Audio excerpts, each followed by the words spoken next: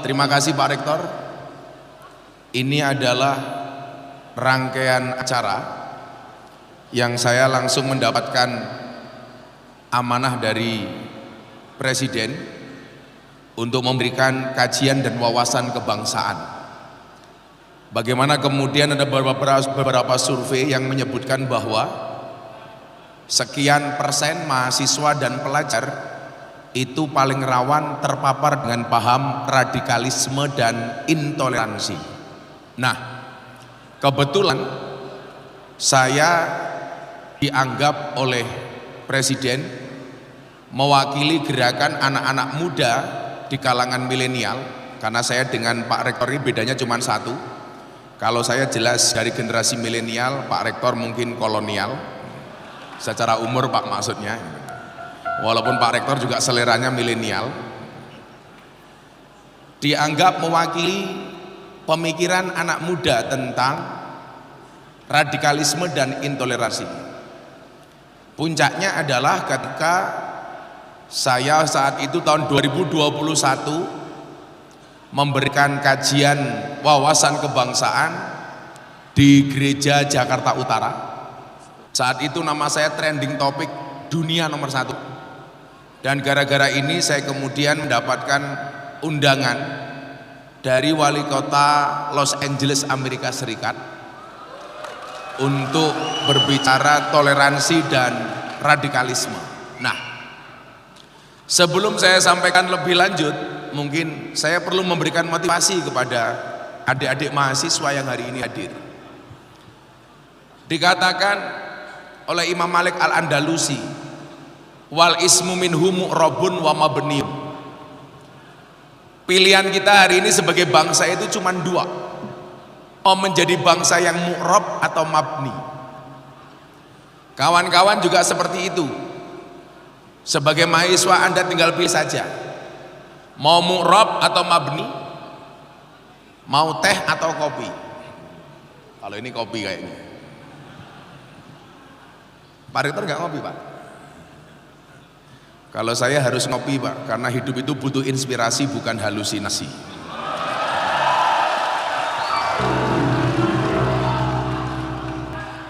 Makasih ya Pak. Biasanya kalau saya di kampus yang lain itu yang nyuguh mahasiswi cantik, kene wong tua. Nah, pilihan kita sekarang cuma dua sebenarnya. Kita mau menjadi bangsa yang mu'rab atau mabni, mau menjadi mahasiswa yang mu'rab atau mabni. Mu'rab itu dinamis, sementara mabni itu statis. Mu'rab itu dengan segala optimismenya. Mu'rab itu imam, mabni itu makmum. Mu'rab itu trendsetter, mabni itu follower. Nah, era hari ini yang ditandai dengan teknologi sebagai imam, ini sebenarnya mempunyai peluang yang besar siapapun yang hadir hari ini untuk menjadi trendsetter, tidak hanya sekedar menjadi seorang follower. Coba kawan-kawan mahasiswa lihat bagaimana kemudian konten-konten yang sebenarnya tidak mutu justru hari ini banyak merajai FYP di TikTok, bahkan menjadi trending. Contoh, hal-hal kecil yang kemudian mungkin kita luput perhatikan Pak. Hanya seseorang yang dengan modal kamera biasa saja, hanya dengan satu kalimat dia menjadi trending. Kamu nanya, kamu bertanya-tanya, raw, itu trending. Jadi ya mohon maaf kalau yang tua-tua ahistoria mungkin karena mereka nggak mainan TikTok kan, kira-kira begitu. Hanya dengan seperti itu menjadi rame. Atau kemudian kita juga masih ingat dengan satu lagu yang dinyanyikan dengan suara pas-pasan atau bahkan cenderung fals, itu menjadi viral. Begitu sulit gitu kan, lupakan silit, itu terkenal Pak kayak gitu.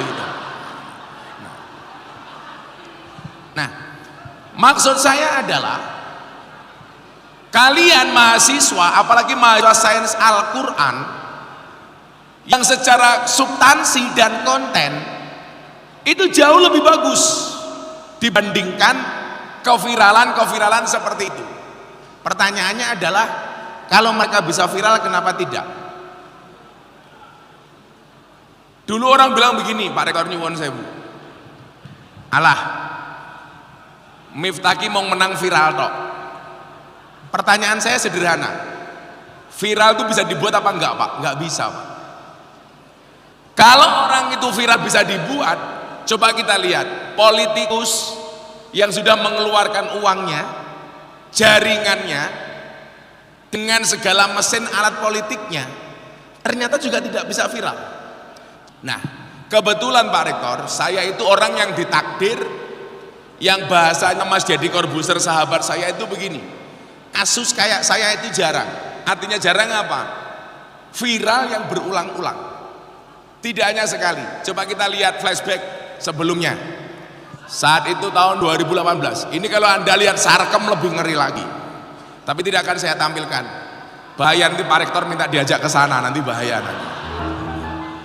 Terus kemudian gara-gara viral ini saya mendapatkan undangan untuk keliling Eropa. Bagaimana kemudian orang Eropa mindsetnya itu menjadi open minded ketika melihat saya sholawatan di hadapan para purel. Hari ini yang lagunya terkenal itu, Mangku Purel.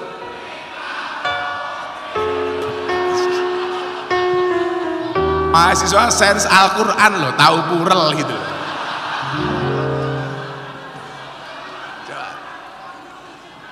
Mereka kemudian banyak bertanya-tanya ke saya tentang ini bagaimana sesuatu yang dianggap value, norma, itu bisa diterima di dunia malam, dunia glamor yang penuh dengan kemaksiatan. Maka kemudian orang-orang Eropa waktu penasaran, saya dihadirkan ke Eropa, saya keliling 10 hari waktu itu.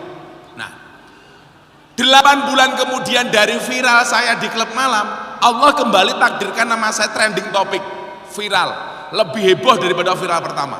Apa itu? Kita lihat. Viral di tahun 2019. Ini viral yang paling viral, semua kejadian viral di tahun 2018. Mungkin dari semua kejadian viral di tahun 2019 catatan media, ini adalah kejadian yang paling viral saat itu. Nah, ini viral saya yang paling nyaman, Pak. Kalau tadi viral pertama di klub malam saya dicaci maki. Saya dituduh menjual agama, saya dituduh melacurkan agama dan lain sebagainya. Ini viral yang paling nyaman. Kemudian Allah berkenan lagi menjadikan nama saya trending yang tadi itu, yang di gereja, dan masih banyak lagi. Maksud saya apa?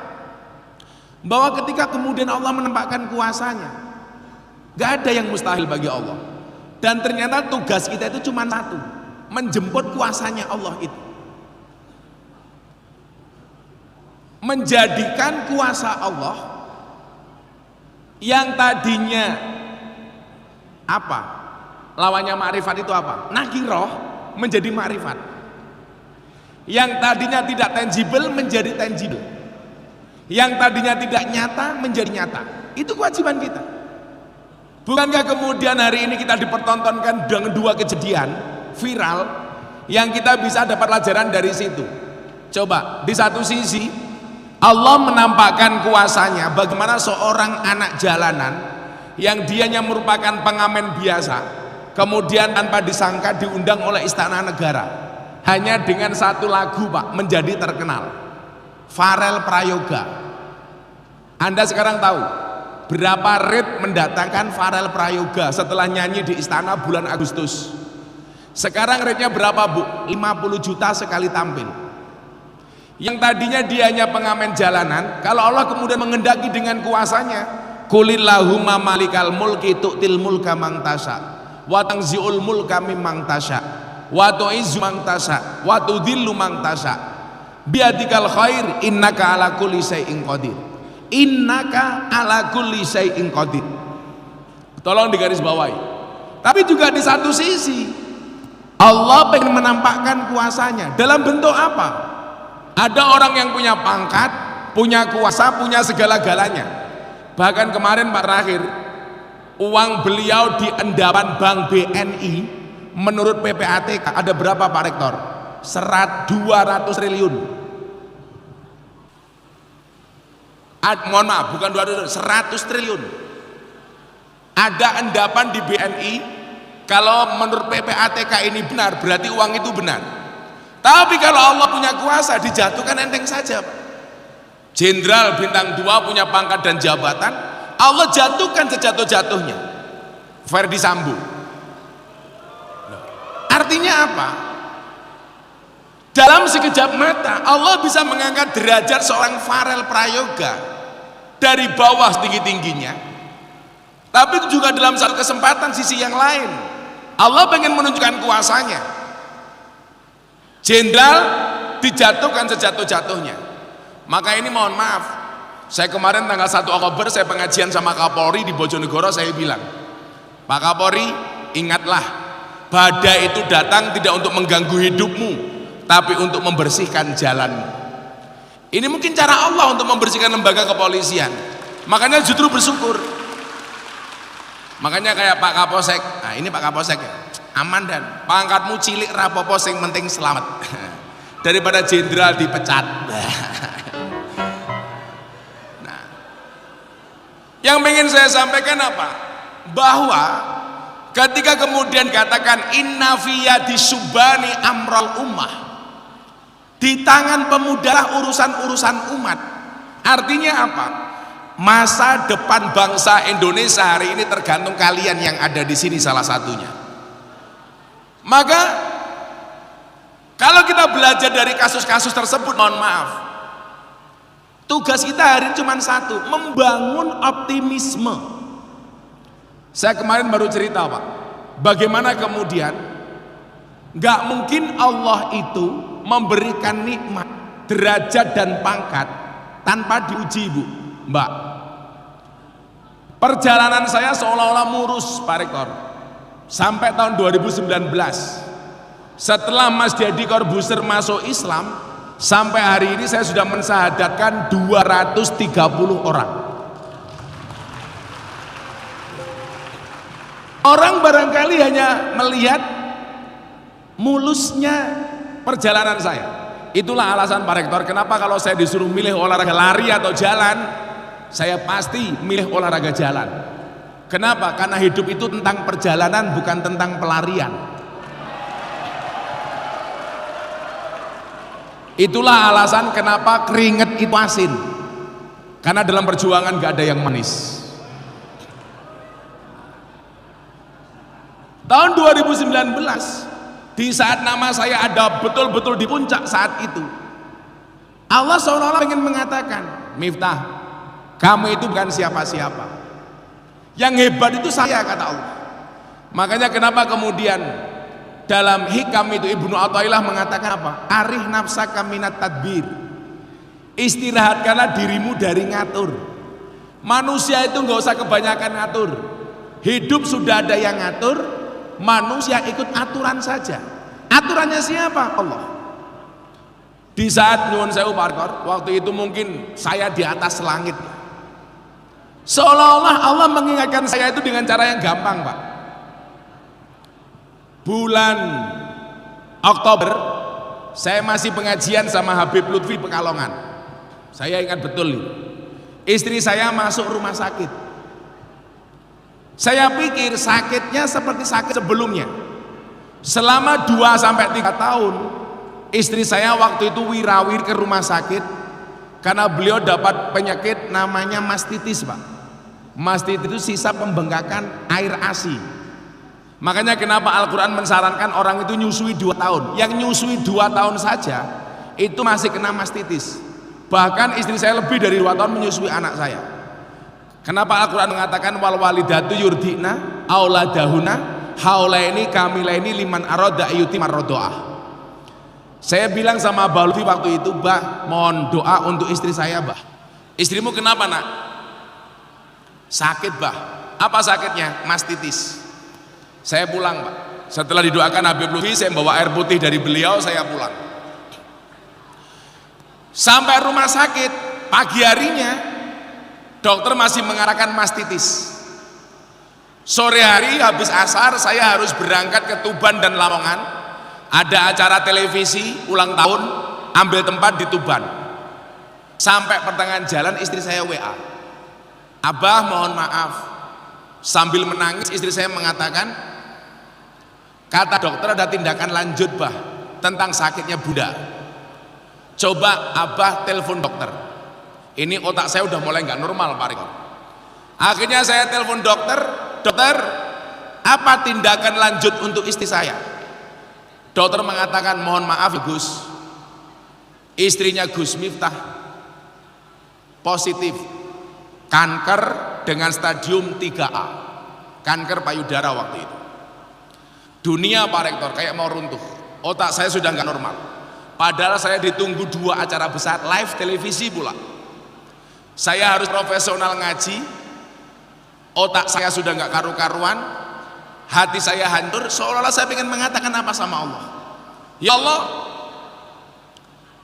ini yang salah saya. 2 tahun lebih saya meninggalkan anak istri. Bahkan istri saya ke rumah sakit saya nggak pernah nemani. Kenapa hari ini kau kembali uji aku dengan sakitnya istriku? Saya nangis Pak, mungkin dalam sejarah saya nangis durasi paling panjang saat itu. Saya menyalahkan diri saya sendiri sebagai suami yang tidak punya quality time untuk istri. Seolah-olah Allah pengen mengatakan apa sama saya, "Miftah, kamu itu bukan siapa-siapa. Kamu bisa terkenal, aku yang membuat kamu terkenal, kamu jangan sombong." Akhirnya profesional, saya tetap ngaji berangkat ke Tuban waktu itu. Dan tahu sendiri Pak, orang itu kan tahunya ngaji sama Gus Miftah kan seneng Pak, happy. Sementara hati saya hancur, mikir keadaan istri saya di rumah sakit yang divonis kanker waktu itu. Akhirnya alhamdulillah 2 acara saya lalui dengan berat hati, saya pulang. Saya sampaikan kepada manajemen, "Anak-anak, tolong jadwal saya 10 hari ke depan semuanya di cancel. Semuanya di cancel. Bila perlu mereka yang ngundang, suruh ganti kiai lain, kita yang bayar kiainya. Kita yang ngasih amplop."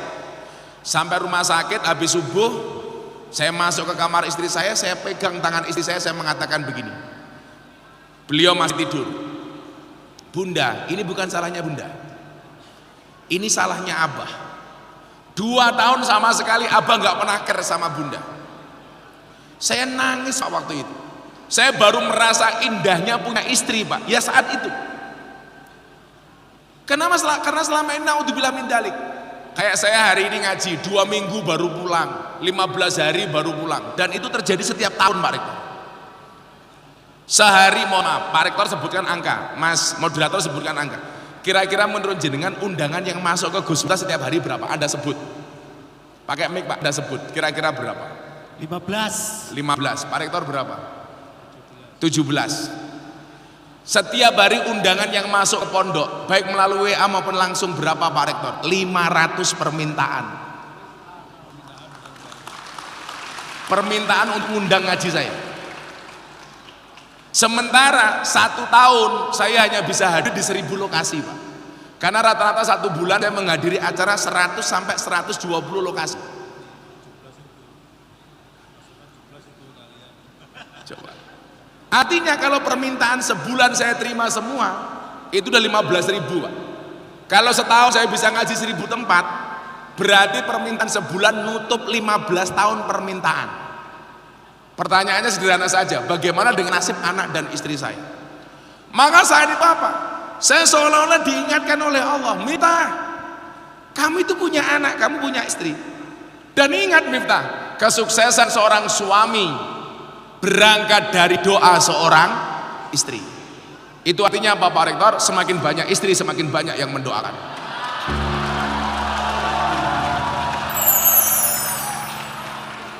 Kalian yang merasa jomblo ya, cowok-cowok di atas yang merasa jomblo. Saya dulu kuliah yang tidak punya pacar, cuman saya sendiri. Saya 99 Pak. Saya nggak punya pacar karena semua teman saya punya motor, semuanya punya pacar. Saya nggak punya motor, paling miskin jadi nggak punya pacar.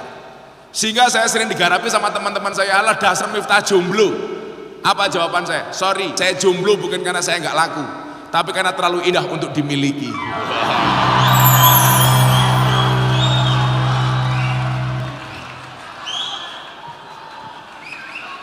Semangat pejuang jomblo.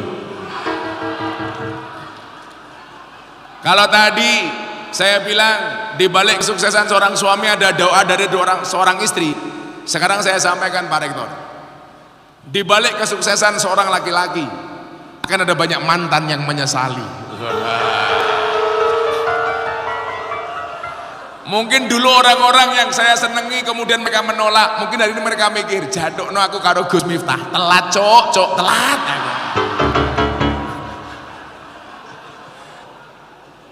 Jadi kalau kamu yang jomblo santai aja mas, ada sekian banyak aman-aman gitu.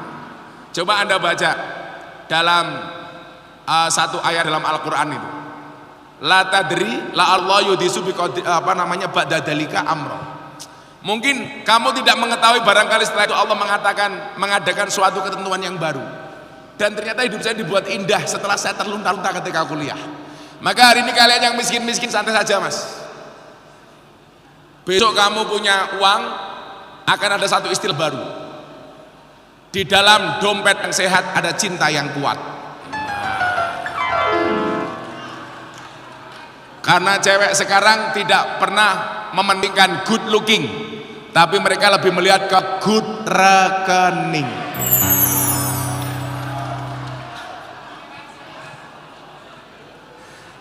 Curhat Gus, matamu curhat. Dan puncaknya Pak Rektor, sebelum saya cerita ini bahwa kita punya kemandarin dan kita harus bisa, nanti kaitannya dengan kebangsaan, sebelum saya teruskan, puncaknya apa mas? Setelah istri saya selesai dioperasi, saya ada pengajian di Palembang, harus berangkat lagi seperti biasa. Dokternya bilang gini sama saya, Gus, bisa ketemu nggak saya? Oh, ada apa dokter? Terkait dengan penyakit istrinya Gus Miftah. Saya dari Palembang di pesawat, perasaan saya sudah nggak enak, ini ada apa lagi? Akhirnya saya ketemu di rumah sakit private, nggak boleh ngajak istri. Gus, nanti istrinya di kemo apa enggak? Di kemo. Tapi ini mahal Gus, saya nggak urusan, yang penting istri saya sembuh. Gus. Setelah saya tanya, dokter, kalau semua tahapan saya ikuti, berapa persentase kesembuhan istri saya? Dengan santainya Bu, dokter mengatakan apa? Mohon maaf ya Gus, kemungkinan istrinya Gus Miftah hanya bertahan hidup 2,5 tahun. Coba Anda bayangkan. Dengan santainya dokter mengatakan istrinya Gus Miftah kemungkinan bisa bertahan hidup hanya 2,5 tahun. Saya waktu itu yang saya rasakan cuma dua Pak, satu sedih, dua marah. Sedih dengan keadaan istri saya, marahnya apa? Dengan santainya cangkemnya dokter ngomong 2,5 tahun. Saya waktu itu Pak Rektor, saya mikir begini, kalau saya bukan orang terkenal, tak gebuki cangkemnya dokternya gitu nanti. Emosi betul saya waktu itu. Akhirnya apa? Saya sowan kepada guru saya Habib Lutfi di Pekalongan. Saya ceritakan kasusnya, ceritanya. Beliau mengatakan Pak, nah jangan percaya dengan omongan dokter. Allah yang kuasa menyembuhkan. Bukankah kamu tahu wa nunazzilu minal qur'ani ma huwa syifa? Quran itu penyembuh. Dulu mama itu istrinya Habib Lutfi juga pernah divonis mati Pak. Bahkan dokternya bilang sudah dibawa pulang saja, bacakan Yasin. Tapi nyatanya beliau baik-baik saja. Saya waktu itu dipeluk sama Mbak Lutfi, kebetulan Mama Salmah itu masih satu nasab dengan saya, dari Mbak Sari. Jadi kalau saya kompleknya mas, mohon maaf, Miftah Maulana Habibur Rahman punya bapak Kiai Muhammad Muradi, punya bapak Kiai Muhammad Usman, punya bapak Muhammad Boniran, punya bapak Kiai Jalal Iman, punya bapak Kiai Karyonawi, punya ibu Nyai Madarum, punya bapak Kiai Ilyas, punya bapak Muhammad Besari. Jadi nomor 9 dari Muhammad Besari. Muhammad Besari punya bapak namanya Anom Besari, makamnya di Caruban, punya bapak namanya Abdullah Mursad, punya bapak namanya Pangeran Demang II, punya bapak Pangeran Demang I, punya bapak namanya Susuhunan Wirasmoro, punya bapak namanya Panembahan Raworo, punya Bapak Sultan Trenggono, punya Bapak Raden Patah, punya Bapak Prabu Brawijaya. Jadi kalau dihitung dari itunya, itu berarti saya keturunan ke-18 dari Prabu Brawijaya, nomor 17 dari Raden Patah, nomor 16 dari Sultan Trenggono. Tapi selama ini saya malu Pak Rektor, karena generasi yang paling jelek itu siapa? Wasarul alamina, dan generasi yang paling jelek itu siapa? Generasi yang dia mengatakan ketika ada orang hebat, dia mengatakan mbahku dulu lebih hebat daripada ini. Idza faqartahum dzakarul jududa. Padahal pemuda itu seharusnya apa? Innal fata mayakuluha anada, laisal fata mayakulu kana abi. Bagaimana saya malu menceritakan mbah saya. Mbah saya Muhammad Besari Pak Rektor, itu punya anak 9, nomor 7 namanya Kiai Ilyas, nomor 1 mbah saya Mbah Nyai Madarum, adiknya namanya Hasan Besari. Hasan Besari ini punya murid top dari Yogyakarta namanya Ontowiryo. Anda tahu Pak siapa nama komplit Ontowiryo? Kiai Haji Bendoro Raden Mas Abdul Hamid Ontowiryo Mustahar Heru Cokro Senopati Engalogo Sayyidin Panotogomo Amirul Mukminin Khalifatullah Tanah Jawa pahlawan Gua Selarong Pangeran Diponegoro. Jadi kalau saya menceritakan mbah saya itu malu. Mbah saya santrine Diponegoro, Gus Miftah santrine Purel. Nah, nggak asik gitu. Akhirnya apa?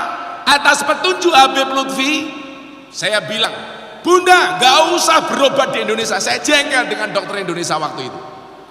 Istri saya akhirnya saya utus berobat ke Malaysia. Saya bilang sama istri saya, Bunda, kamu berobat ke Malaysia. Niatnya gak usah berobat. Ngapain Mbah? Shopping saja, jalan-jalan. Karena saya meyakini membahagiakan istri itu Mas, itu cukup dengan 70 cara. 1 shopping, sisanya 69. Sudah, shopping saja.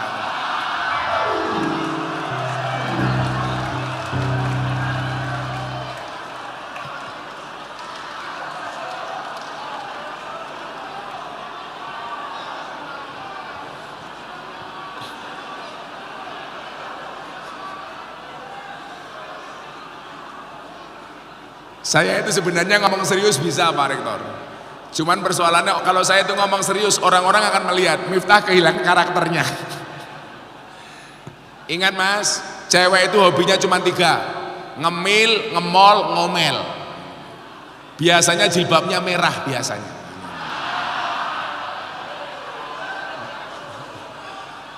Yang jilbabnya hitam insya Allah lebih parah. Akhirnya istri saya utus ke Malaysia Pak Rektor. Saya bilang sama Abah Lutfi, sudah kamu niatnya nggak usah berobat, belanja saja. Akhirnya istri saya kasih ATM, tapi tidak saya kasih nomor PIN-nya waktu itu. Dan alhamdulillah Pak, tahun 2021 istri saya dinyatakan bersih dari kanker. Artinya apa Mas? Kalau besok kamu punya istri ya, mahasiswa tak kasih tahu lah. Tolong jaga perasaan istri, apalagi kalau istrimu sakit. Tolong jagalah perasaan istrimu. Kenapa? Karena berapapun gajimu tidak mampu untuk membayar perasaan istrimu.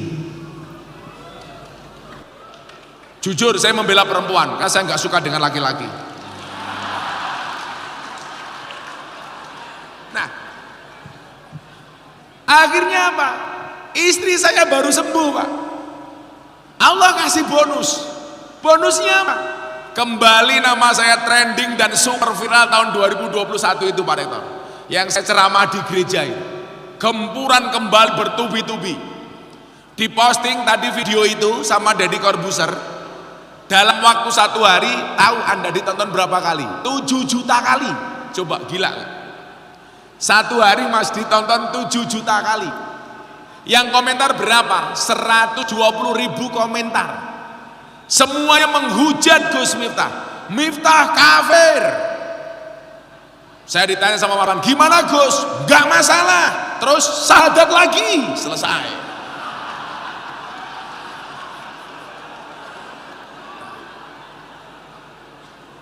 Saya itu punya trik Pak Rektor. Kenapa saya nggak baperan? Saya selalu bilang begini, Ketika ada orang lain membicarakan kekuranganmu, tersenyumlah. Kenapa? Karena kekuranganmu saja diperhatikan, apalagi kelebihanmu. Makanya kalau mbak-mbak posting sesuatu di medsos, coba Anda lihat, kira-kira lebih banyak komentarnya apa like-nya? Lebih banyak komentarnya apa like-nya? Like. Pertanyaan saya, kenapa kalau kita posting sesuatu lebih banyak like-nya dibandingkan komentarnya? Jawabannya sederhana. Seberapa banyak pun orang yang membencimu dengan komentar-komentarnya, yakinlah di luar sana lebih banyak yang mencintaimu dari dalam hatinya. Makanya like-nya banyak. Tapi kalau jomblo beda. Kenapa lebih banyak like daripada komen? Karena banyak orang cinta tetapi tidak berani mengatakannya. Ya.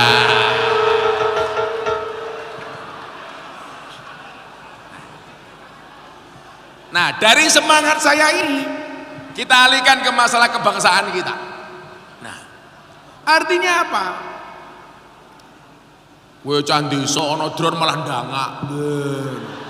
Kamu biasa saja biar natural malah ndrongop gitu. Ono drone malah ndangak itu.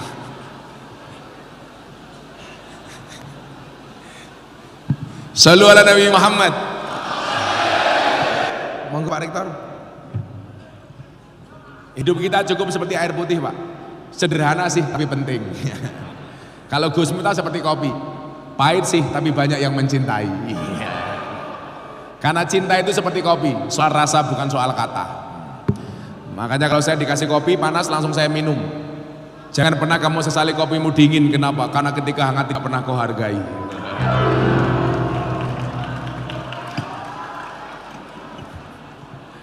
Nah, mau saya Pak, kamu optimis. Sekarang Kiai mau jadi apa? Saya awalnya begini Pak, sebelum saya lanjutkan ciri-ciri orang radikal ini. Saya itu jengkel betul Pak Rektor. Ada pengusaha batu bara Pak, mengundang saya sama artis dangdut. Ini kurang ajar. Saya disuruh ngaji 1 jam, artis dangdut nyanyi 5 lagu Pak. Selesai acara, artis dangdut dikasih sangu 150 juta. Kiainya dikasih 75 juta. Saya kembalikan Pak. Pak, enggak saya terima, saya kembalikan. Saya enggak udah disangoni saja. Loh, kenapa Gus? Anda itu lucu. Artis dangdut yang hanya nyanyi 5 lagu sambil teriak-teriak, buka titik, jos. Anda bayar 150 juta. Kiai kamu undang untuk pencitraan yang disuruh membangun akhlak dan moralitas. Anda cuma kasih 75 juta, Anda tidak fair. Tidak fair gimana Gus? Kalau caranya seperti ini, mohon maaf, anak-anak Indonesia lebih senang bercita-cita jadi artis dangdut dibandingkan jadi kiai. Kenapa? Karena Anda lebih menghargai artis dangdut dibandingkan kiai. Sudah nggak usah kamu bayar, saya punya uang. Akhirnya saya diajak masuk ke kantornya dia. Bener juga ya Gus, ya bener kok, Anda salah. Bukan masalah saya pengen memberikan harapan kepada santri, kepada mahasiswa Al-Quran, bahwa orang yang ngurusi agamanya Allah itu bisa mahal. Toh kemudian dalam kitab taklim kita baca apa Pak Rektor? Ra'aitu hakul hak, hakul mu'alim. Hak yang paling hak itu haknya guru, bukan hanya artis. Akhirnya saya masuk ke kamar Mas, saya pulang dikasih sangu 200 juta. Maksud saya apa? Kiai bisa mahal bro. Makanya sepatu saya lebih bagus daripada sepatunya Pak Rektor. Itu saja.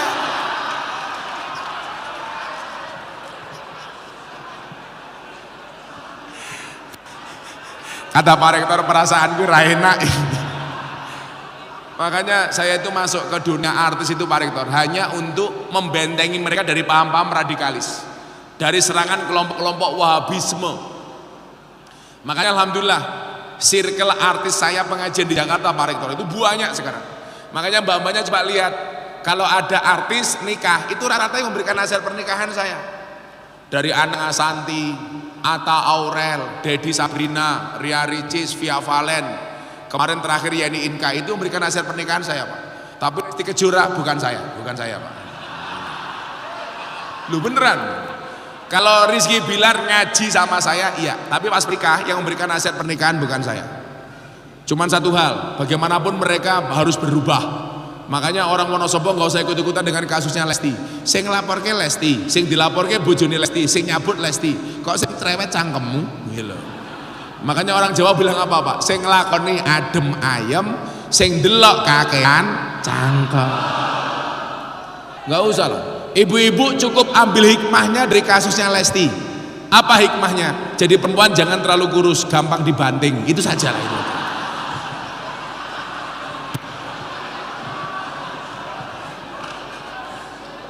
Biarkan mereka berproses, saya selalu doakan mereka. Dan alhamdulillah Pak Rektor, hari ini saya punya circle pengajian untuk membendung Wahabi di kalangan artis itu di Tower 99. Kebetulan saya brand ambasadornya MS Glow. Makanya wajah saya lumayan glowing daripada wajahmu lah kira-kira. Sekarang artis-artis alhamdulillah ikut saya ngaji. Yang terbaru Pak Rektor, janda-janda tok. Wika Salim, Aura Kasih, Selin Evangelista, Nikita Mirzani. Yang paling baru idolanya Pak Rektor, Lucinta Luna.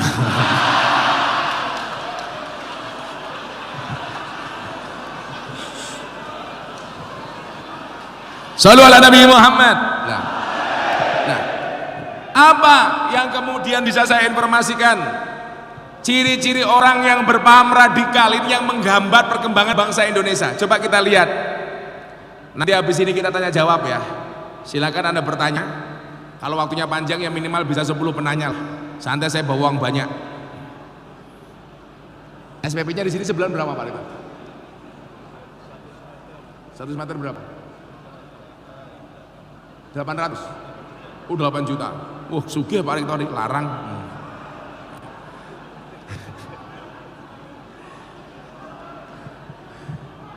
Coba setelah 5 hal ini kita nanti tanya jawab. Ciri-ciri orang yang berpaham radikal. Yang pertama, tidak menerima khilafiyah. Bukan khilafah ya, khilafiyah, perbedaan. Ciri umum dari orang yang berpaham radikal adalah tidak mengakui perbedaan pendapat antar ulama. Mereka hanya mengambil satu pendapat, menyalahkan yang lainnya. Kalau bahasa saya yang lain apa? Adanya klaim kebenaran atas tafsir Quran yang dimiliki. Sehingga apa? Semua orang yang berbeda pendapat dengan dia dianggap salah. Adanya klaim kebenaran tunggal. Coba kita lihat. Jangankan ayat Quran Pak Rektor. Saya itu pernah di tag akun Instagram, ngeri sekali. Awas, hati-hati lagu musyrik. Saya waktu itu mikir, apa yang dimaksud dengan lagu musyrik? Ternyata yang dimaksud dengan lagu musyrik adalah lagu Padamu Negeri Kami Berbakti. Alasannya apa? Lagu itu bertentangan dengan firman Allah, Inna sholati wa nusuki wa mahyaya wa mamati lillahi rabbil alamin. Ini kan namanya pemerkosaan ayat. Bukankah kita diingatkan man fassaral Quran bi ra'yi falyatabawwa maq'adahu minan nar. Barang siapa menafsirkan Al-Qur'an hanya dengan kemampuan akalnya, maka siap-siap mengambil tempat duduk dari api neraka. Makanya kemudian adik-adik jangan kaget. Sekelas profesor Al-Qur'an, doktor ilmu Al-Qur'an disalahkan oleh netizen yang mungkin baca Al-Qur'annya tidak fasih. Kasusnya Profesor Dr. Quraisy Shihab tentang jilbab Najwa Shihab. Bagaimana kemudian Profesor Quraisy Shihab dikatakan kafir, zindik, macam-macam hanya gara-gara Najwa Shihab tidak pakai jilbab. Yang mengatakan siapa Mas? Netizen yang mungkin barangkali bacaan Al-Qur'annya tidak fasih, nggak ngerti ilmu tajwid dan lain sebagainya. Makanya kita diingatkan, ketika seseorang menafsirkan Quran dan dia menganggap tafsirnya mewakili Allah, itu salah. Sejak kapan dia menjadi wakilnya Allah? Saya kali contoh yang paling gampang. Di depan jalan ini ada kecelakaan, sepeda motor, tabrakan, dier. Yang melihat kiai, polisi, maklar. Umpamane. Kiai, polisi, maklar. Begitu tabrakan, dier. Apa kata kiai? Innalillahi wa inna ilaihi rajiun. alladzina idza asabatu musibah qalu inna lillahi wa inna ilaihi rajiun. Normatif wong kiai kok. Yang lihat polisi beda lagi. Biar polisinya akan mengatakan apa? Kalau dilihat dari kecelakaannya kayaknya dimulai dari pelanggaran lampu lalu lintas. Yang lihat makelar beda lagi. Kelihatannya motornya rusak 30%. Ini harga motor resminya 10 juta, rusak 30%. Mungkin motor ini kalau dijual masih laku 7 juta. Coba Anda lihat, kasusnya sama, dilihat dari kacamata yang berbeda, maka akan melahirkan tafsir dan analisa yang berbeda. Lah, yang menjadi kesalahan orang-orang kita hari ini apa? Klaim terhadap kebenaran tunggal. Bahwa ketika orang berbeda dengan kita itu dianggap musuh, dianggap salah. Makanya kemudian apa Pak? Ini yang menjadi ngeri. Coba ada gak Mas operator yang mengatakan Pancasila bid'ah, mencintai negara itu kafir, kami mencintai Mekah saja, mencintai Madinah saja. Ini berangkat dari penafsiran yang salah. Menganggap Pancasila itu bid'ah. Loh, sekarang kalau yang baru itu pasti bid'ah. Kemenangan Arab Saudi dari Argentina itu bid'ah.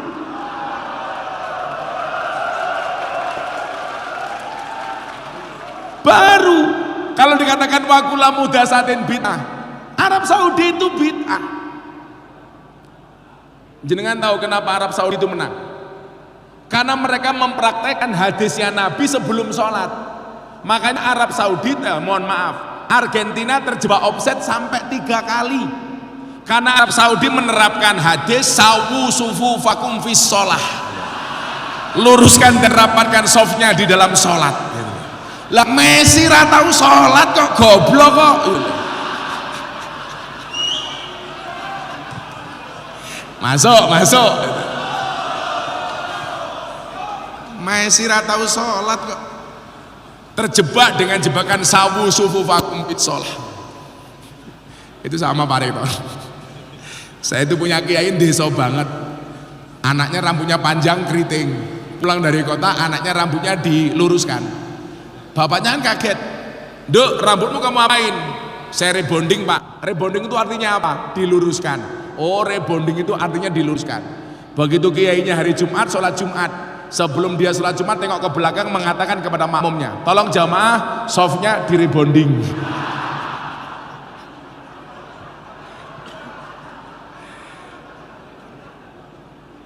Tidak mengakui perbedaan pendapat antar ulama.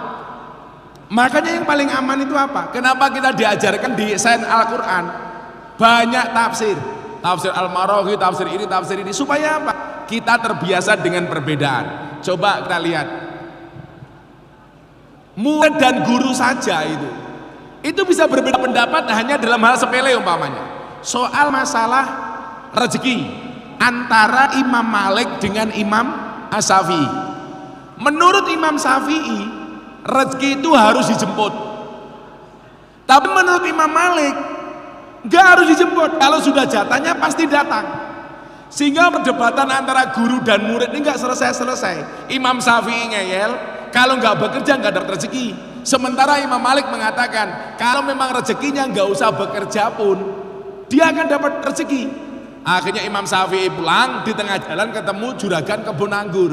Dia mengatakan sama Imam Syafi'i, Pak Imam, mau nggak bekerja di kebun anggur saya untuk metik buah anggur?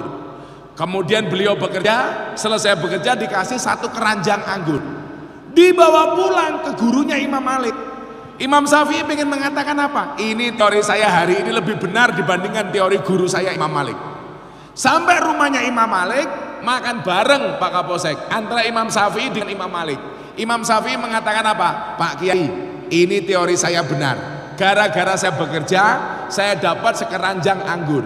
Imam Malik sambil makan beliau ngomong, teori saya juga nggak salah Syafi'i. Ini saya di rumah juga bisa makan anggur. Ini persoalan kecil saja. Ini berbeda. Nah, paham radikal dimulai dari apa? Tidak bisa menerima perbedaan pendapat antara satu dan yang lainnya.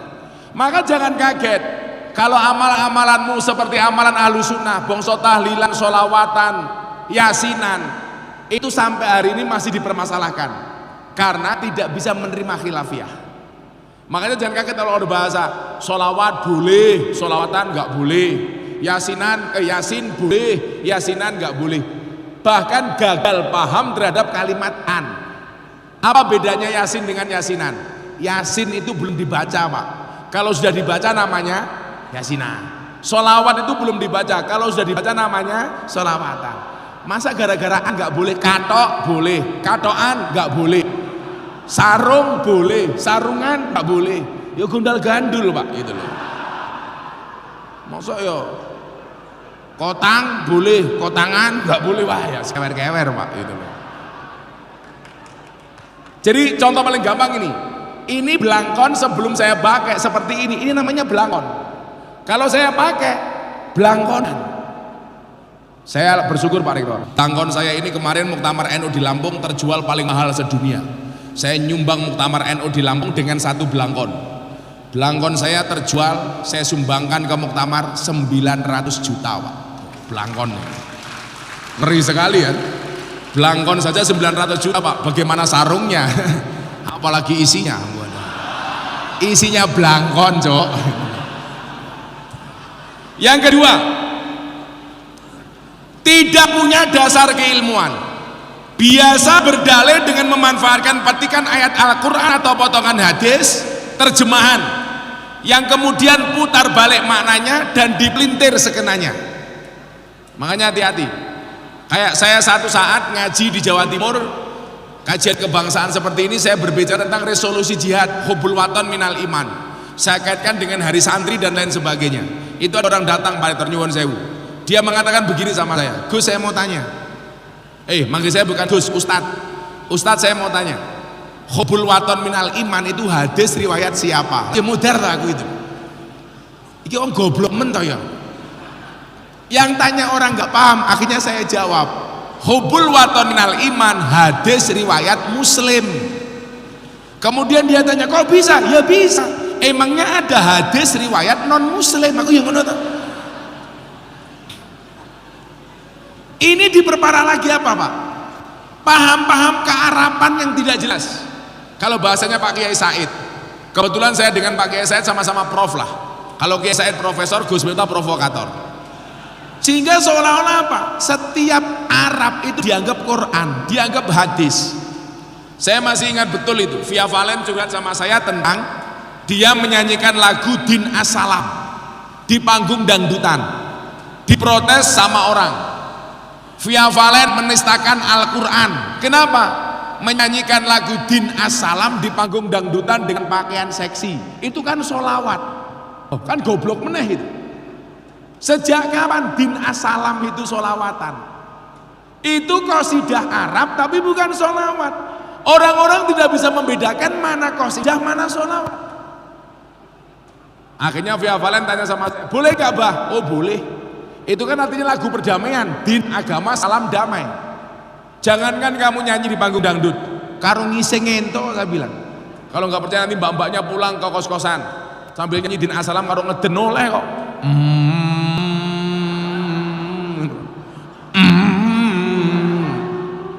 Oleh kilahadil matak masa cerot boleh.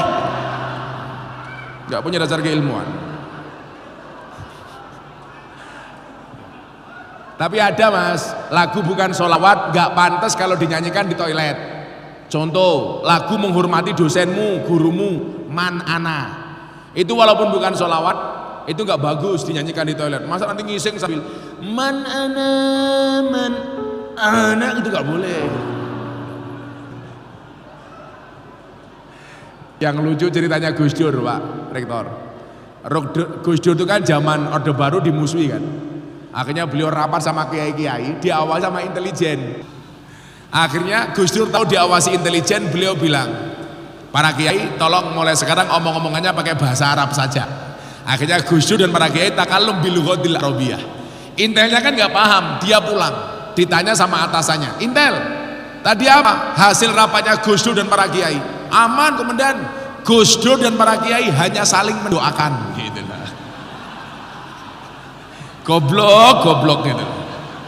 Makanya kalau saya besok harus nikah lagi, saya pengen nikah cewek Arab. Jadi kalau istri Arab saya marah, serasa mendengarkan tartil Quran. Ewek, sadaqallahul adzim.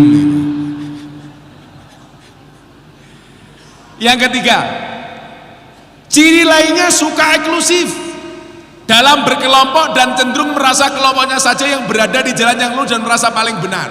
Pokoknya semua orang kafir, semua orang sesat, semua orang salah.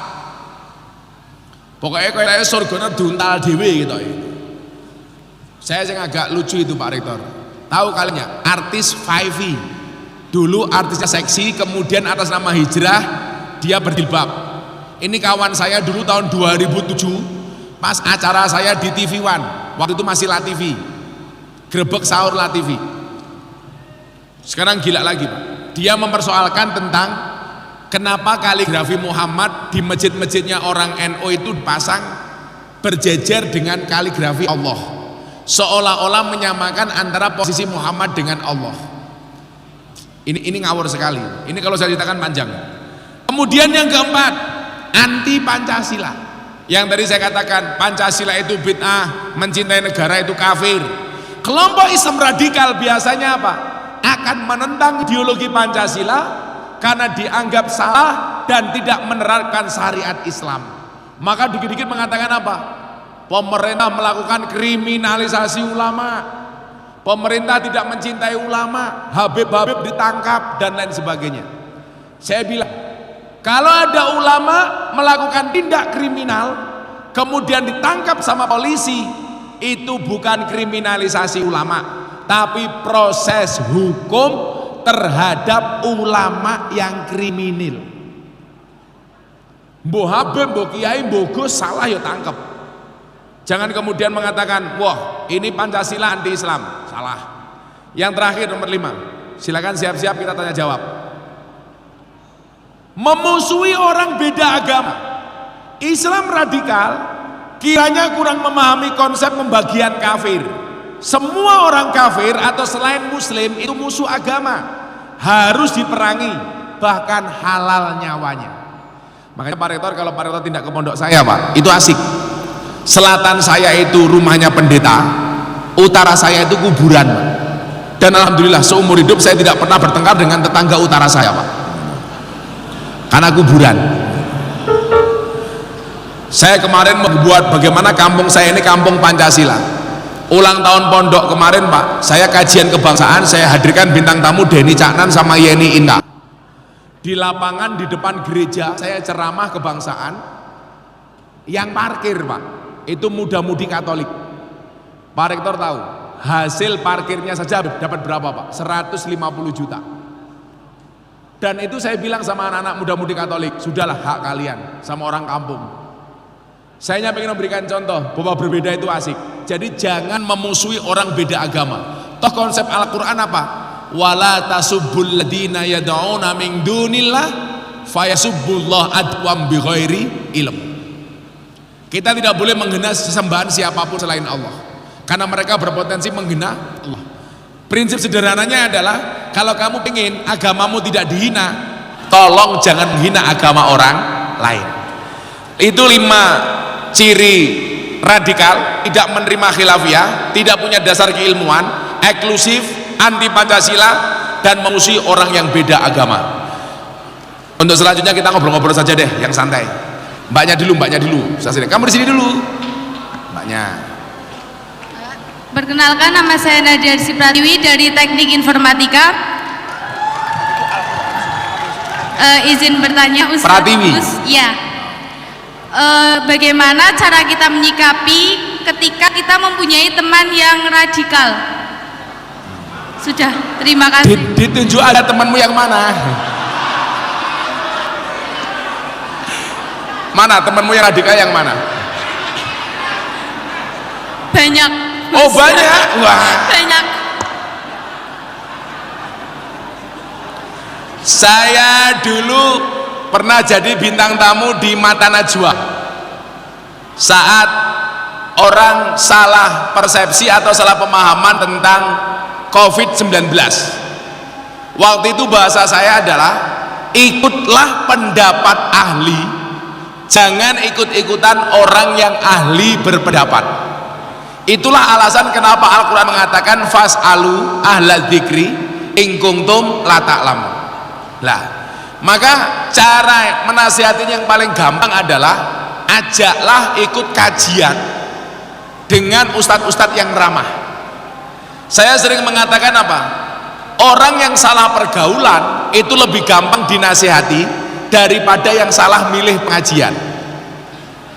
Makanya kenapa saya di klub malam diterima dengan baik, kemudian mereka bertobat, mereka banyak yang masuk Islam, karena mereka rata-rata hanya salah pergaulan. Kalau salah pengajian, susahnya minta ampun. Dan memang jadi rahasia umum Pak Rektor, di kampus-kampus umum yang lainnya itu yang paling banyak terpapar itu anak-anak teknik. Ya bener, kalau di luar lah, kalau di sini saya nggak tahu. Rata-rata itu anak-anak teknik. Mbak Pratiwi ya, ajak ke kajian yang benar. Kalau kamu nasihati sendiri kamu nggak mampu. Yora mampu aku. Nah itu apa? Mbak Pratiwi tahu bedanya jeruk sama kamu? Jeruk mengandung vitamin C, kamu mengandung anak kita. Iya. Codot. Oke, Masnya. Ngono cak, men bojomu ayu cangkemmu lunyu.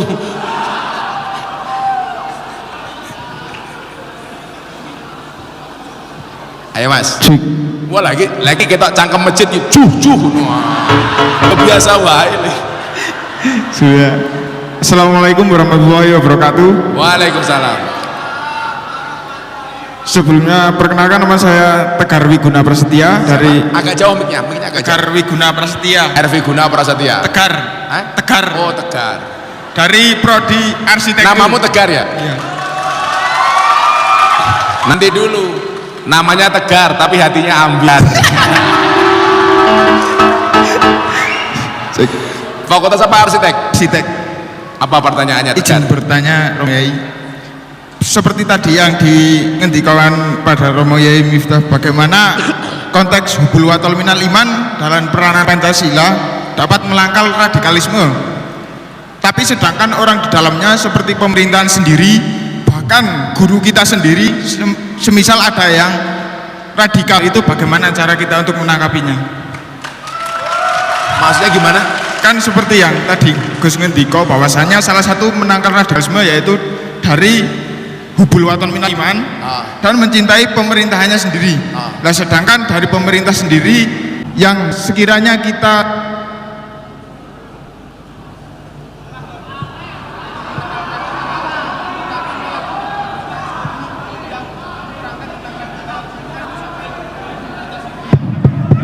Oke. Ini kayaknya yang pegang operator orang radikal ini, matiin mic.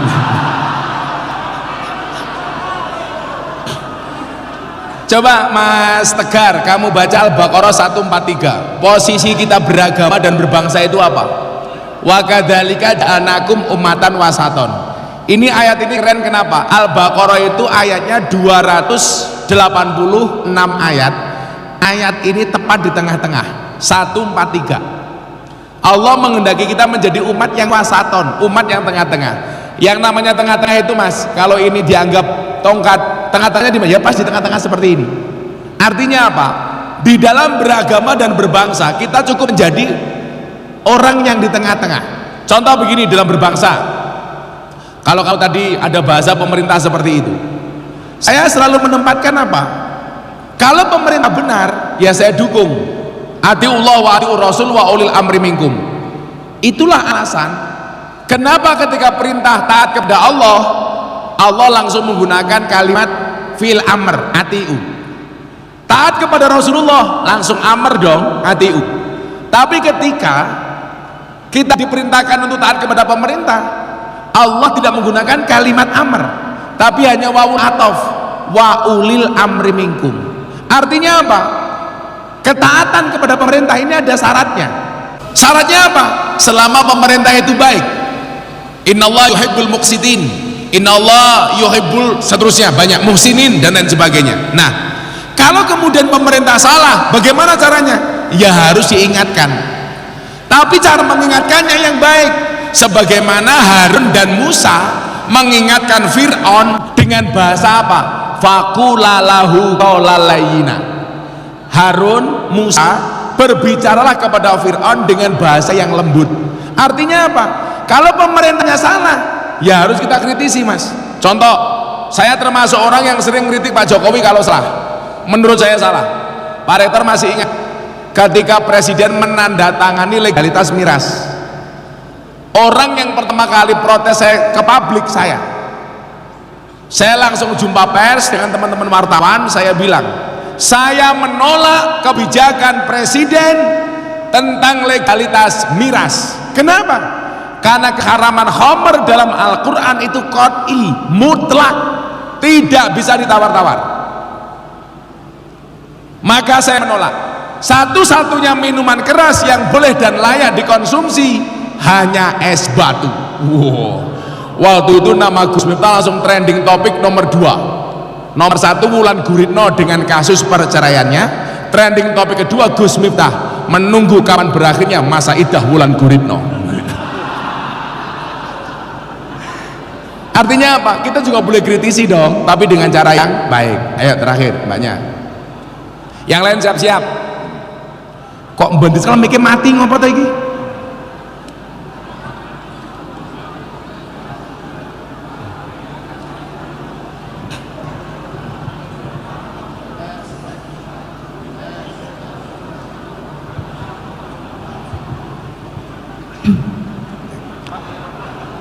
Assalamualaikum warahmatullahi wabarakatuh. Waalaikumsalam. Mbak siapa namanya? Perkenalkan, nama saya Nugrah Putri Jayanti dari Prodi Manajemen Informatika. Panggilannya Mbak siapa? Putri. Putri. Prodi. Mbak panggilannya Mbak siapa? Putri. Ini Mbak Putri ini pasti setia. Buktinya apa? Giginya dipasangi kawat. Giginya saja dirawat, apalagi hatimu. Iya. Tapi saya melarang istri saya pasang kawat gigi karena saya nggak kuat bayangin kalau istri saya pakai kawat gigi tak cipok nyantol cangkemmu.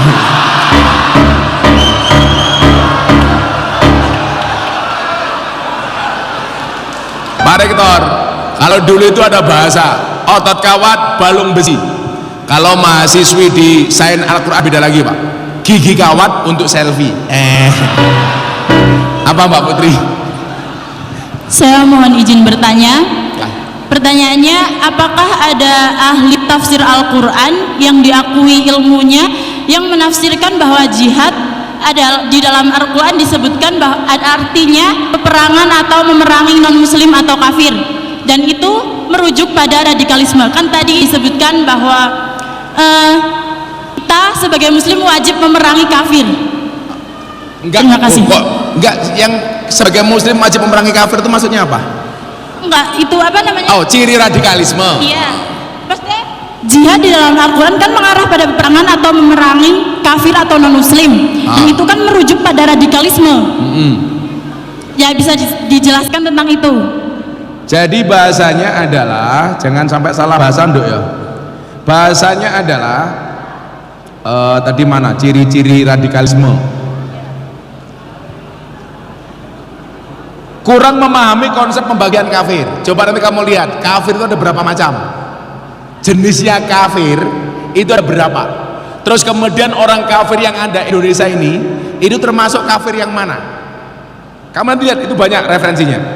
Apakah ini kafir dhimmi, apa kafir harbi, atau kafir apa? Nanti ada. Lah, mohon maaf, di Indonesia itu sudah tidak ada kafir yang bisa dipeperangi.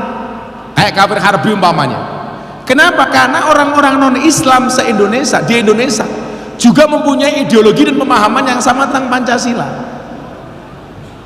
Maka kemudian kalau kamu bertanya sama saya, ada nggak konsep Al-Quran yang mengajarkan untuk memerangi orang kafir? Coba kita lihat ayatnya, soal kafir atau iman. Al-Quran mengatakan begini, famang sya'a fal yu'min, famang sya'a fal yakfur. Yang mau beriman, berimanlah, yang mau kufur, kufurlah. Artinya apa? Itu begitu demokratisnya Allah. Begitu sudah punya pilihan masing-masing, dibuatlah konsep toleransi. Toleransinya apa? Wala tasubul ladina yad'una min dunillah fayasubullahu adwan bighairi ilm. Lakum dinukum waliyadin. Ini konsep toleransinya. Kalau bahasa Nabi apa? Janganlah pernah seorang anak menghina bapaknya sendiri.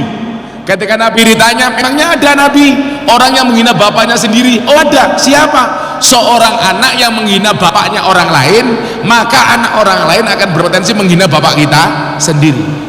Kalau dari konsep-konsep sederhana itu saja, itu nggak ada dok perintah kita untuk memerangi orang kafir, nggak ada. Maka kalau kemudian katakan jihad yang paling berat kata Rasul apa? Asadul jihad, jihadul hawa. Kemudian kalau siapakah pemenang itu? Laisas sadidu bisur'ah fa inama sadidul ladzi yamlik nafsahu indal ghadabi. Jadi justru jihad yang paling berat itu bukan perang seperti itu, apalagi dalam konteks Indonesia yang seaman ini gitu loh. Ya kalau yang di Palestina itu kita wajib membantu nggak? Coba pertanyaan sekarang begini, ini pertanyaannya bagus. Bagaimana kalau kasus di Palestina? Coba sekarang kita dudukkan dulu. Di Palestina itu sebenarnya konflik agama atau bukan? Konflik agama atau wilayah? Satu. Yang kedua, saya kemarin baru ketemu, diundang oleh Zionis Israel. Saya diminta datang ke Yahudi. Mereka ingin mengatakan apa? Masalah kami dengan Palestina itu bukan masalah agama. Di Palestina itu gereja juga ada. Mereka itu perangnya bukan konflik agama, tapi konflik wilayah, Gaza dan sekitarnya. Lah, di Israel sendiri itu juga ada orang pakai jilbab, ada masjid dan lain sebagainya. Lucunya apa? Untuk mencintai negaranya sendiri, ada ustadz yang mengatakan begini Pak Rektor, nasionalisme itu tidak ada dasarnya, tidak ada dalilnya, bahkan mencintai negara itu kafir. Tapi lucunya apa? Begitu Palestina dibom, dia teriak pertama kali membela Palestina. Ini kan uteknya bosok. Untuk mencintai bangsanya sendiri dia mencari dalil, untuk membela Palestina dia tanpa dalil. Pertanyaannya begini sekarang, kenapa Nabi Muhammad mencintai negerinya? Dok, ketika Nabi Muhammad mau hijrah dari Mekah ke Madinah dengan sangat terpaksa, beliau memandang Mekah dengan mengatakan apa? Wallah, sesungguhnya engkau Mekah adalah tanah yang paling aku cintai. Kalau seandainya tidak terpaksa, aku tidak akan meninggalkan kamu wahai Mekah. Begitu masuk kota Madinah, Nabi Muhammad berdoa, Allahumma habib ilainal Madinah kahubbina ila Makkah au asyad. Anugerahkan kepadaku ya Allah untuk mencintai kota Madinah sebagaimana aku mencintai kota Mekah, bila perlu lebih dahsyat daripada itu. Pertanyaannya begini, kenapa Nabi Muhammad mencintai tanah Arab menurut kamu? Kenapa Nabi Muhammad mencintai Mekah Madinah? Alasannya sederhana. Kenapa Nabi Muhammad mencintai tanah Arab? Karena Nabi Muhammad lahir di Arab, hidup di Arab, berjuang di Arab, meninggal dimakamkan di tanah Arab. Itulah alasan kenapa Nabi Muhammad mencintai Arab. Kenapa kita harus mencintai Indonesia? Kita lahir di Indonesia, hidup di Indonesia, berjuang di Indonesia, dan kita mati dikubur di Indonesia. Itulah alasan saya mencintai Indonesia. Lu simpel saja. Kalau orang mengatakan saya lebih mencintai kota Madinah, ya kono minggato neng kota Madinah. Saya mencintai Madinah, wong di sana ada Nabi Muhammad, tapi bukan berarti lebih mencintai mereka dibandingkan Indonesia. Itu nasionalisme. Nabi Muhammad menggunakan jubah karena Nabi Muhammad bangga dengan budaya nenek moyangnya. Maka begitu masuk Indonesia, kita punya budaya sarung. Kenapa kita nggak pakai sarung? Artinya apa? Tidak harus ikut-ikutan pakai jubah seperti orang Arab. Sekali tempo Nabi Muhammad Jumatan nganggo jubah, wis tak melu nganggo jubah ora apa-apa. Tapi aja ngawur, engko menek wit kelapa golek degan nganggo jubah, ya bluluke nambah loro. Assalamualaikum warahmatullahi wabarakatuh. Waalaikumsalam. Perkenalan, nama saya Hermawan dari Fakultas Teknik Informatika. Gus, izin bertanya. Saya mau bertanya bagaimana konsep memahami semua agama itu benar. Ya, Ini pertanyaannya sama persis dengan pertanyaan Deddy Corbuzier pas saya diundang pertama kali di acara Hitam Putih. Moga-moga ya nasibmu kayak Deddy Corbuzier. Amin, amin. Sama-sama botaknya.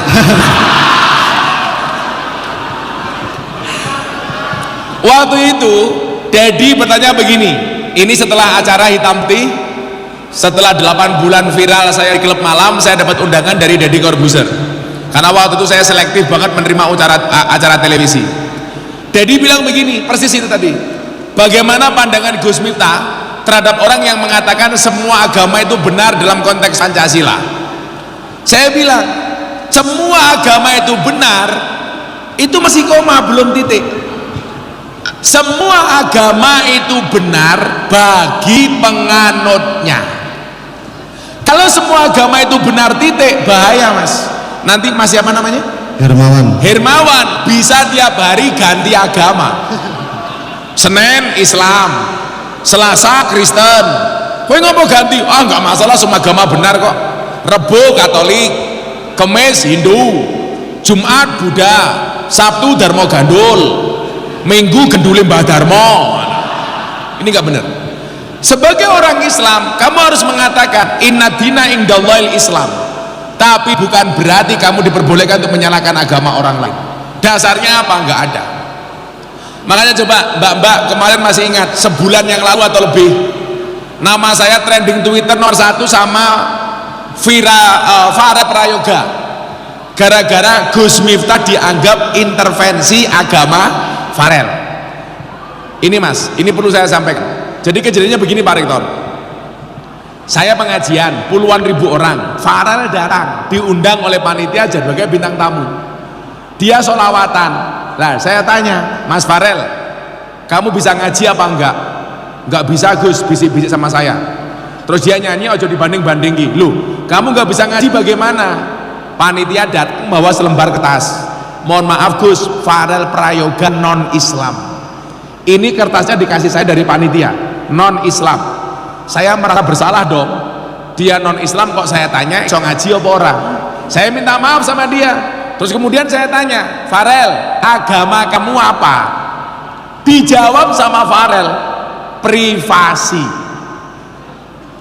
Ini menjadi persoalan. Akhirnya saya bilang, Mas Farel apapun agamamu saya nggak urusan, tapi jadilah hamba yang taat. Kalau kamu Kristen ya ke gereja, Islam ke masjid, Hindu ke pura, Buddha ke wihara. Besoknya menjadi ramai gara-gara apa? Kalimat privasi dari Farel itu dianggap prestasi. Oh Farel Prayoga keren, ditanya agama privasi. Saya ditanya wartawan, bagaimana pendapat Gus Miftah tentang privasi dari sebuah agama? Saya nggak setuju. Saya menghormati bahasa itu, tapi kalau saya nggak setuju. Kenapa? Karena konsepnya Al-Quran adalah huwaladzi arsala rasulahu bil huda wa dinil haq. Coba kalimat berikutnya apa? Liyudhirahu. Agama itu harus didahirkan, harus dimenangkan. Itulah alasan kenapa dalam kolom agama, dalam KTP itu ada kolom agama, nama Hermawan, agama Islam. Lah dulu zaman Pak Cahyokumolo ada orang yang mendesak Pak Menteri dalam negeri untuk menghapus kolom agama dalam KTP karena dianggap diskriminasi. Saya menolak. Bagi saya kolom agama dalam KTP itu kebanggaan, dan ini membuktikan bahwa agama itu bukan privasi. Wong ono kok kolom agama nih. Makanya kalau saya ditanya, Gus setuju nggak kolom agama dalam KTP dihapus? Saya nggak setuju.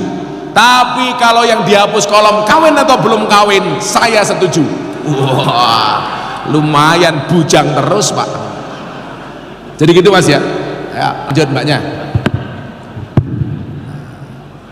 Assalamualaikum warahmatullahi wabarakatuh. Waalaikumsalam warahmatullahi wabarakatuh. Nama saya Nuriska Umul Afifah. Afifah. Ya, prodi Teknik Sipil. Banyak teknik Pak ya.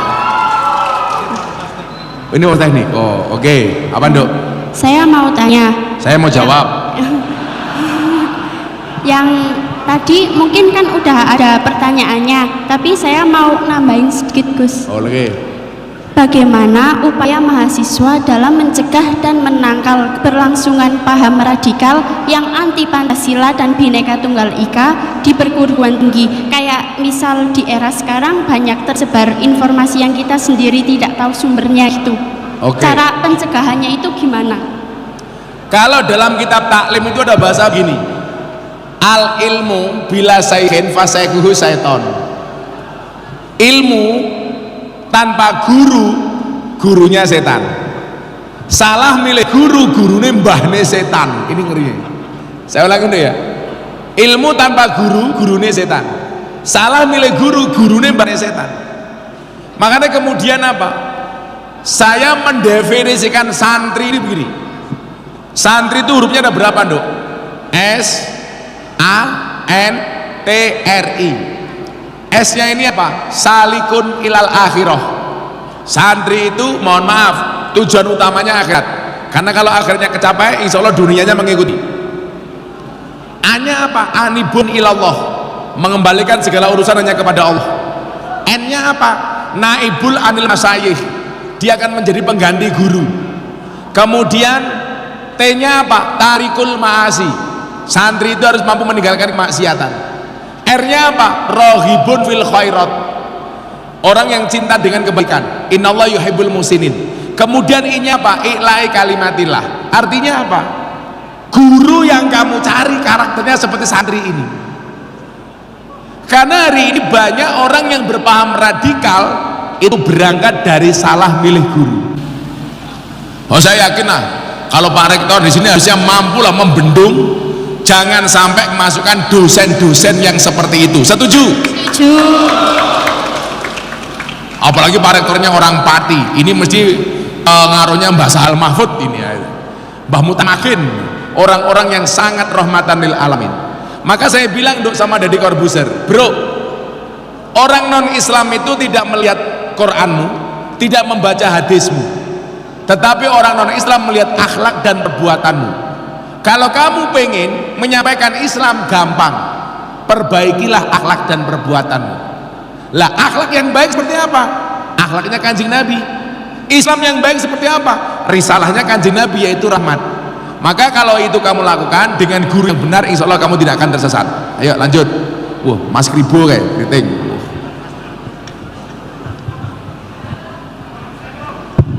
Ya.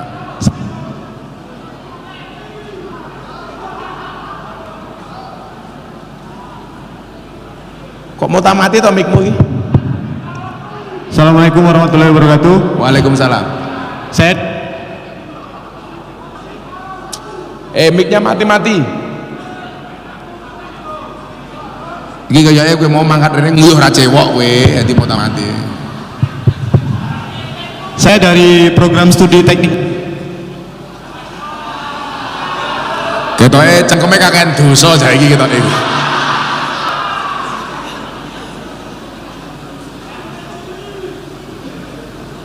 Mas, miknya yang lain mana toh?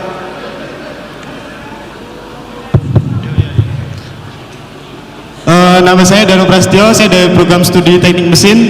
Di sini saya akan bertanya mengenai bagaimana menyikapi ketika negara sudah mulai melenceng dari agama.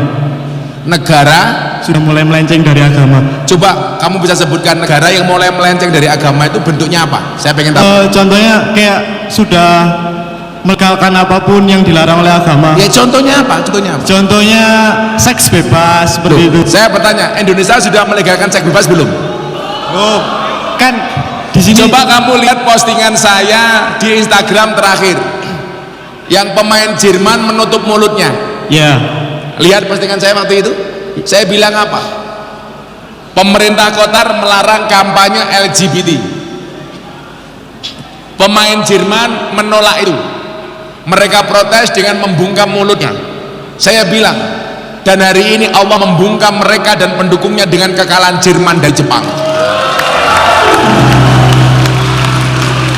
Mas siapa Prasetyo ya? Danu. Danu. Janto. Danu. Oh Dalu, tapi ke Dancuk. Kamu masih ingat podcastnya Deddy Corbuzier dengan Ragil yang membahas LGBT? Ya. Semua orang minta di take down sama Deddy, nggak didengerin. Akhirnya saya datang ke podcast, saya luruskan otaknya Deddy Corbuzier tentang LGBT, langsung di take down. Dan saya meyakini salah satu power dari masyarakat Indonesia yang agamis ini apa? Ketika ada kebijakan pemerintah seperti itu, kita bisa menjadi kontra narasi kok.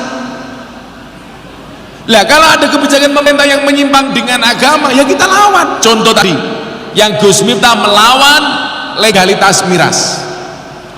Saya mau tanya sama kamu, nak, kenapa agama itu banyak aturnya? Karena kalau agama nggak ada aturan, jadinya berantakan. Jadinya berantakan. Kalau itu definisi agama, itu tidak, agama itu berantakan, agama tidak berantakan. Kenapa agama itu banyak aturannya? Karena manusia banyak maunya. Makanya kemauan-kemauan manusia harus diatur oleh agama supaya tidak semaunya sendiri. Lah, artinya apa? Pemerintah juga harus diatur oleh agama. Indonesia itu bukan negara Islam, tapi sudah sangat islami. Negara Indonesia bukan negara agama, tapi sudah sangat agamis. Makanya kalau ada kebijakan pemerintah yang salah, ya kita lawan. Contoh umpama nih, kok jangankan seks bebas. Dulu ini di Wonosobo, Pak, mbak-mbak Purel itu ngadu sama saya karena waktu itu berbenturan dengan teman-teman saya Banser. Saya bilang sama Purel, loh kalau tempat karaokemu resmi, aku bisa bela kamu. Tapi kalau tempat karaokemu ilegal, ya wajar saja di demo sama Banser. Dulu Gus Dur pernah bilang begini, Mas, semua usaha yang memiliki izin resmi dari pemerintah apapun itu berhak menjalankan usahanya tanpa mendapatkan intervensi dari pihak manapun selama legal. Dan hari ini belum ada undang-undang di Indonesia katakanlah miras legal, seks bebas legal. Wong seks bebas ora legal, kowe pacaran terus kok rupamu. Ketok. Ini kan primus, pria muka mesum. Insya Allah kita lawan kalau seperti itu, Mas. Santai saja. Kita benarkan dengan cara yang baik. Watawasobil haq, watawasobil sober. Ayo, Mbak. Assalamualaikum warahmatullahi wabarakatuh. Waalaikumsalam.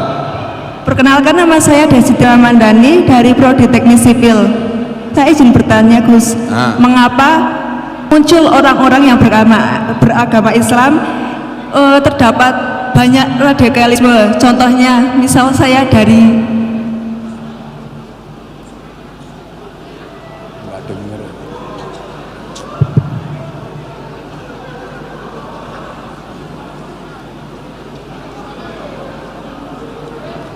susah. Apa, Mbak? Misalnya tadi apa? Misalnya apa?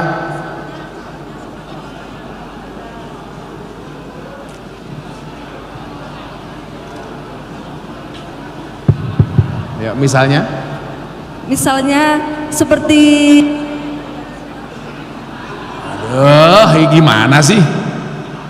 Itulah bedanya cewek sama sound system, Pak Rektor. Cewek diragati oke kita wujudi. Sound system diragati oke kita wujudi. Cewek diragati oke diuntal kancane, Pak. Makanya ada bahasa apa, Le? Tuku bawang kleru mrica, wis kebajo sayang malah ditikung karo kanca. Iya. Ayo takon apa? Mumet dasu. Mau tamati ya. misalnya seperti pada lingkungan saya itu terdapat banyak orang yang agamanya Islamnya muhi gitu, Pak. Islamnya apa? Muhi. Muhi? Iya. Muhi apa? Muhammadiyah. Muhammadiyah. Ya. Terus salahnya Muhammadiyah apa? Itu termasuk toksik atau tidak sih kalau ada misalnya yasinan, selawatan atau ada orang matian gitu, Pak? Makasih. Maksudnya gimana tuh? Maksudnya itu termasuk radikalisme. Alah, bilang aja kamu pengen deket-deket sama aku. Enggak, maksudnya pertanyaan kamu apa? Itu apa? Dampak apa? Ya, dampak dari itu radikalisme atau termasuk toksik. Loh, saya nggak sepakat kalau hanya orang nggak suka dengan yasinan dia radikal, juga nggak sepakat saya. Radikal itu bukan penampilan tapi pemikiran. Tapi jangan kemudian orang pakai celana congklang otomatis radikal. Oh enggak. Karena orang pakai isbal itu juga ada dasarnya, orang pakai celana tinggi juga ada dasarnya. Tapi yang cuman saya sayangkan satu gitu loh. Seolah-olah kalau kemudian sudah menggunakan celana cingkrang dia paling benar. Lah itu nggak boleh. Bahwa dia menggunakan celana cingkrang ya sah-sah saja. Auratnya laki-laki itu baina surati warubati kok, antara dengkul dan mudel loh. Yang menjadi persoalan adalah Anda bercadar, mengatakan cadar Anda paling hebat, yang lain salah. Lah itu salah. Sama kamu yasinan, yang nggak yasinan kamu anggap salah, kamu juga salah. Jadi nggak ada klaim kebenaran individu. Apalagi dengan Muhammadiyah, Nduk. Saya itu dulu kuliah manggon ning Masjid Muhammadiyah 4,5 tahun. Padahal keluarga saya NO semua. Saya di Muhammadiyah 4,5 tahun, Pak Rektor. Makanya kemarin saya pas muktamar Muhammadiyah di Solo, saya membuat ucapan. Dan ucapan saya keren. Saya mengatakan apa? Bagaimana hubungan yang ideal antara NO dan Muhammadiyah. Karena saya dulu sebagai kader NO pernah tinggal di masjidnya Muhammadiyah 4,5 tahun. Dan gak ada masalah, Nduk. Masalahnya cuma satu, gara-gara saya tinggal di masjidnya Muhammadiyah saya kurus, berat badan saya hanya 40 kilo. Kenapa? Karena Muhammadiyah belas gak pernah ada selamatan. Akhirnya begitu saya pindah ke masjid orang NO, saya langsung gemuk, berat badan saya langsung 108 kilo. Kenapa saya jadi orang NO gemuk? Karena orang NO dikit-dikit makan, yasinan makan, tahlilan makan, sholawatan makan, manakiban makan, maulutan makan, tetangganya sakit tak didoakan makan, yang sakit mati makan lagi. Gilo, nanti Hermawan rupanya kayak besek iki lho, omongan mangan. Saya bilang apa? Hubungan ideal NU dan Muhammadiyah satu, toleransi dalam sosial, kompetisi dalam ekonomi, transaksi dalam politik, kolaborasi dalam budaya.